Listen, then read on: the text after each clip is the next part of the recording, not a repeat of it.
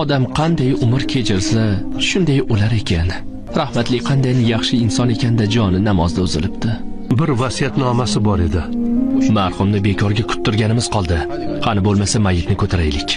Bir paypoqni kiygazish shunchalik qiyinmi? Hali ham qaysarlik qilyapsizmi? Otamiz vasiyat qoldiribdi. Ammo biz unga bir paypoqni ham kiygiza olmayapmiz. Buni qanday qabul qilay?